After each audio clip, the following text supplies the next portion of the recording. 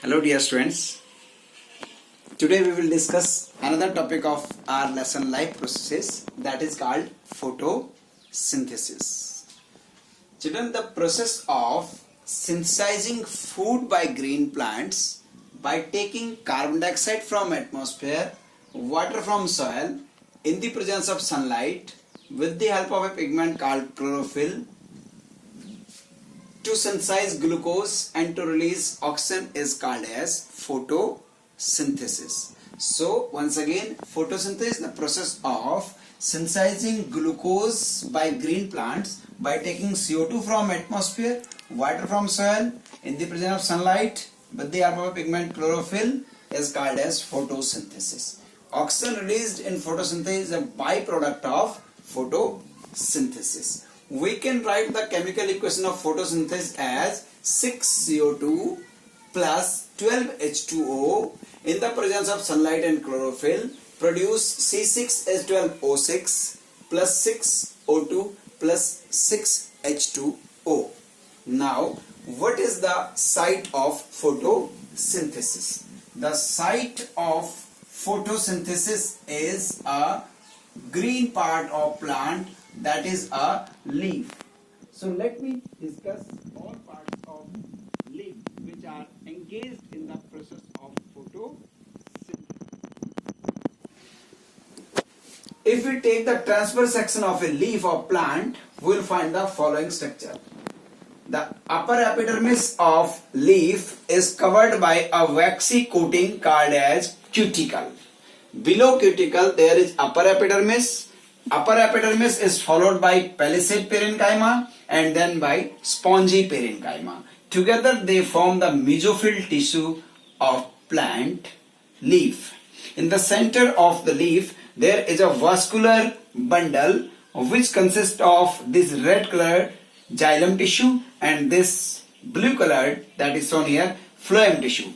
As you are aware, xylem tissue helps in transport of water and mineral, while this phloem tissue is responsible for transport of organic food material. At the lower part of the leaf there is lower epidermis which is traversed by stomata here and there. Means in lower epidermis there are stomata here and there which are meant for transpiration as well as for gaseous exchange between plant and atmosphere. Now if we highlight one of the leaf from the palisade tissue, one of the cell from the palisade tissue, we'll find the plant cell is like this, and a cell organelle called as plastid, when it is highlighted it shows this type of structure. Here in plastid, which contain a pigment called chlorophyll, is responsible for photosynthesis, consists of two parts, granum and stroma. Grana or granum is the real site of light reaction of photosynthesis, while stroma is the part where dark reaction of photosynthesis takes place and where glucose is synthesized. Thus, if we observe from leaf and take a section of leaf and highlight one of the leaf of the cell, one of the cell of the leaf, we find that plastid is the actual site of photosynthesis where glucose is synthesized. During this process, we find the following events are taking place in photosynthesis in plastid. The first event that we observe is absorption of light energy by this plastid or chlorophyll molecule.